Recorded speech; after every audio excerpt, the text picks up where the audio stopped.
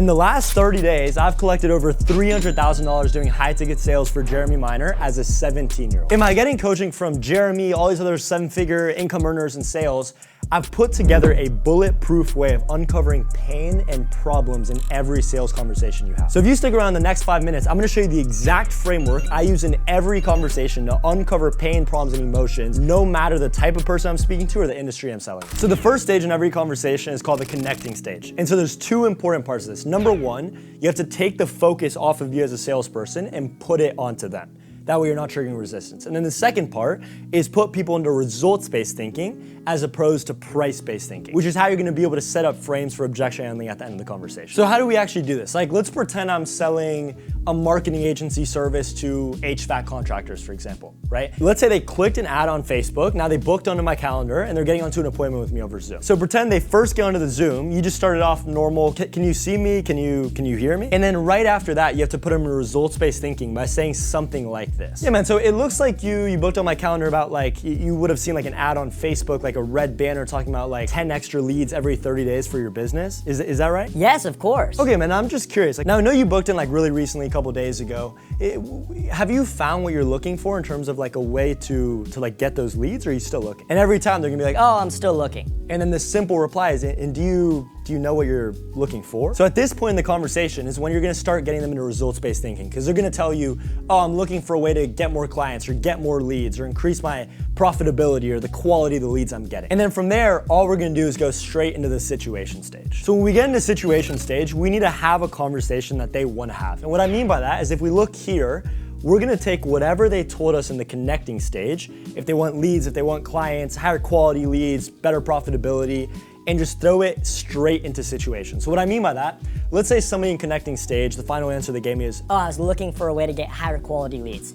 Then the first situation question I would use, I would just plug it in and go straight into, so give me an idea, like what are you doing now in terms of like trying to get these high quality leads? And their response, oh, I'm doing X, Y, and Z. And then next we're gonna go into the lane. And so that would look like, oh, and how long have you been using that for? And then they're gonna tell us. Oh, 5 years, 6 years, 7 years, etc. And then we go into the cause. So what that looks like is you just be like, well, I guess if you've been using XYZ for 5 years, like what actually caused you to do it that way, by the way? Like, is this something like you saw online, or like why in that fashion? And the whole point of that question is to seed doubt into what they're doing now, because you're making them justify it. Oh, well, it was all I ever knew. My friend told me about it. I didn't know any other way. And then from there, once we found out this information and we've gotten them to justify what they're doing, we're gonna go straight into problem awareness. So next we go into the problem awareness stage. So this is where we get into like the thick of it, the juice, right? And so the way that we do that is first, we're gonna go for the tangible. And what I mean by that is we have to uncover what they don't like. And so the question we're gonna ask, we're gonna be like, do you like the approach you've been using to getting leads now though? And there's only 3 responses they can give us: yes, no, or maybe. Now let's imagine they tell us, no, I don't like it. We have to force them into a yes. And what I mean by that is we just be like, well, it can't all be doom and gloom. Like, what do you like about it? Like, we can get to the improvements in a second. What do you feel does work well now though? And they're gonna tell us, oh, I like X, Y, and Z.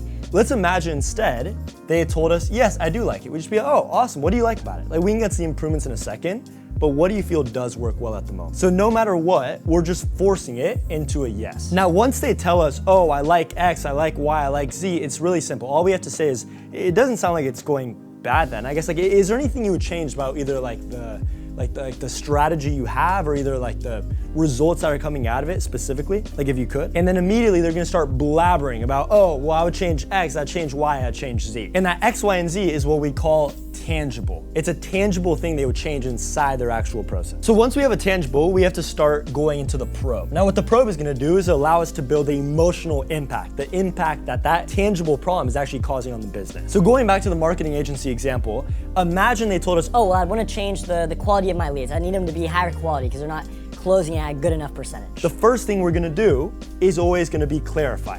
And so we're just gonna ask simply, how do you mean they're not closing at a high enough percentage? And they're gonna start rambling. Oh, well, they're closing at 5%, they're closing at 10%, I need them to be closing at 20. And then the second step is we have to get the timeline. So what I mean by the timeline is the longer a problem has been going on for, the bigger the problem is. Meaning if somebody has a problem for 1 day versus an entire year, the problem that's been going on for a year, they're more likely to need to change it because it's been going on longer. And so the second step is after we've clarified and they're like, oh, well, they're closing at 5 or 10%, we're just gonna ask, how long has that been the case for? Like them closing at like 5 or 10%. And what's that gonna give us? It's gonna give us the timeline. So step 3 is simple. It's just the impact question. So all that we're trying to do here is take that initial problem they told us and see how it's impacting the rest of the business. So for example, if you're a marketing agency selling to contractors, for example, and they told us that they're closing at that 5 or 10%, we'd ask, well, you guys closing those leads at 5 or 10% because of their lower quality, how has that actually had like an impact on like the profitability of the business? Oh, well, my profit margins are 5%, so even if we're doing $1 million a month, I'm only gonna be making XYZ amount of money. And so at this point in the conversation, once we've clarified, gone the timeline and the impact, think of it like levels. So at this point, when we clarify, we're at this level of depth. Now we get the timeline, now we're here. Now we get the impact, now we're here.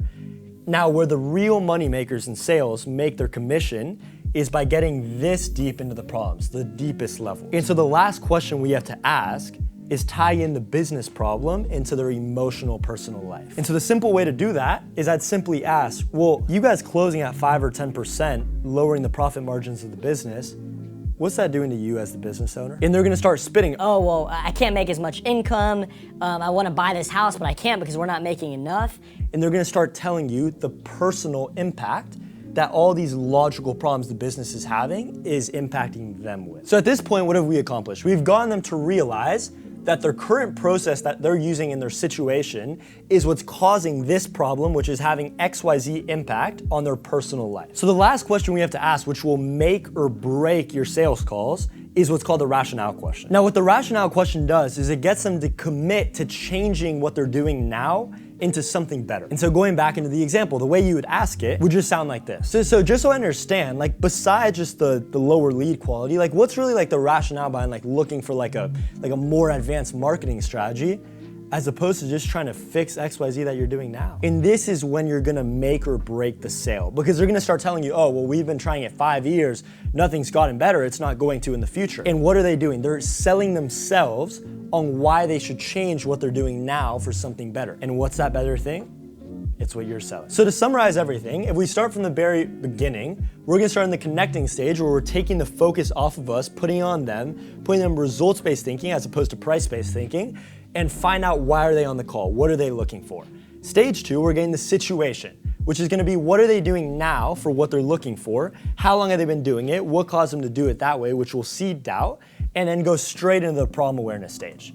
In the problem awareness stage, we're gonna get a tangible, which is the tangible problem they wanna change, and then we're gonna start probing off it to get the emotional impact that problem has had not only on the business, but also on them on a personal level. And then finally, we're gonna wrap it up with the rationale question, which is where they're gonna sell themselves on why they cannot continue to do the process that they're doing now, but they have to change into something new. Now, my promise to you guys, if you execute all these steps without fail, you can't miss one, you gotta do all of them, then the only thing that will be lacking is your objection handling. And so soon I'm gonna be releasing a video on all the frames I use in my objection handling that Jeremy has personally taught me to be a lot more effective. So if you wanna see that, just subscribe to the channel. I'm gonna be releasing videos like this, breaking down my process and everything that I learn. That way you guys can replicate the same success.